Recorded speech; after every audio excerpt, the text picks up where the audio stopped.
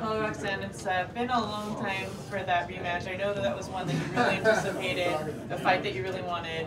How did it feel to come out and victorious in that? I feel so relieved to have won this fight. This is a fight I've wanted for 7 years.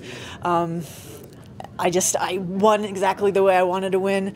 You know, I'm really proud of my performance because I've been training so hard. You know, I've been doing a lot of wrestling, a lot of strength conditioning, a lot of jiu-jitsu. Thanks to my coaches, John Wood, Mike Pyle, Casey Milliken, Lorenzo Pavlica, and Team Syndicate. Barb loves fighting on top, and so when you actually had top control in that position, do you feel like that kind of got into her psyche, and was that like the breaking point of the fight for her, do you think? I'm not really sure if I broke her mentally. She's such a tough competitor. I wouldn't say so, but I think I'm pretty good at holding top position, so who knows.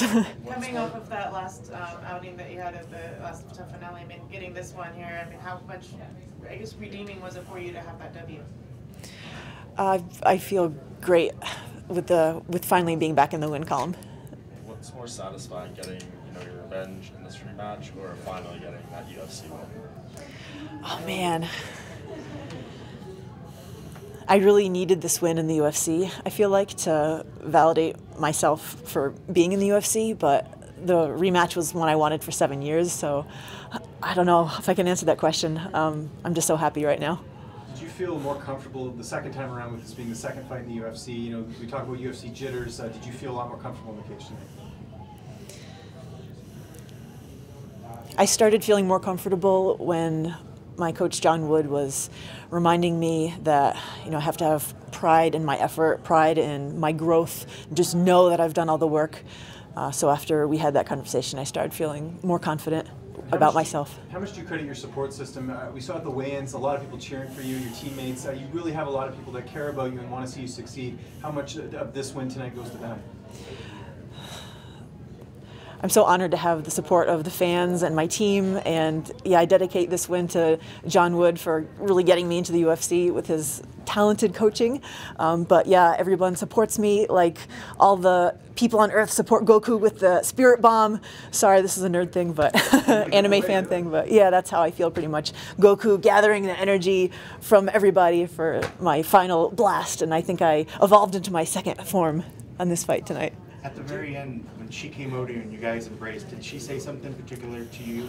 It looked like she was talking to you at that moment. Yeah, Barb congratulated me on my win, and I told her back it was an honor to fight her. Can you kind of talk about your new kind of your ground and pound viciousness? Because that 7 years ago, you're going for submissions down there. In the second round, I don't recall you really going for submission once you got on top. It was all elbows and ground and pound. Can you just... Yeah, ever since my fight in Invicta, when I fought Mariana Moraes, and I was hitting her, and John McCarthy wasn't stopping the fight, and I was like, I'm hitting her as hard as I can, and then John Wood taught me, okay, this is how you're supposed to finish the fight, and he taught me how to like really put my weight into my elbows. So ever since then, when I got top position, I didn't want to risk going for some risky submission where I could lose top position. I just elbowed the poop out of my opponent. And I got to win. So, I mean, I'd rather not, have I'd rather do submissions, but, I want to win more, so. Watch your language. What would be your advice to Barb at this point? Because, she's kind of in the position you are now coming into tonight, 0-2 in the UFC, a really long career, and this moment's kind of eluded her. What would you say to her at this point? As someone who has been on a 5-fight losing streak, my advice would be to try to change something up. I have no idea how she trains or who she's training with or whatever, but after every loss, I always try to make some change. Maybe train with bring in a coach to teach me something new, or travel around or something like that. So I don't know her position, but if she wants to keep fighting, don't give up. You can absolutely win. She has so much skill and strength. So good luck to her. Just revisiting the ground and pound question, I'm curious because you said you'd still rather do the submission. Was there a mental thing that you almost had to break through and really be mean with those? Yes, it is kind of a mental thing. My philosophy as a martial artist is that I feel like it takes the utmost skill to beat somebody without causing them pain. So that's why I like jiu-jitsu so much, specifically chokes, because you can put someone to sleep very comfortably. They just fall asleep, and there's no pain. So I think that's so cool. So I'd rather win by that method. But if I have to get paid, I'll elbow them. Is it hard for you to push through that? Yes, it is. It was hard to push through that, to be honest with you. So before I start every fight, just when the cage door closes, I look at my opponent and I tell myself, I'm going to win, I'm going to elbow her in the face. If she bleeds, I don't care. Like, I have to kind of psych myself up to do that.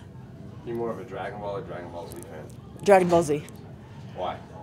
Because, yes. Sure.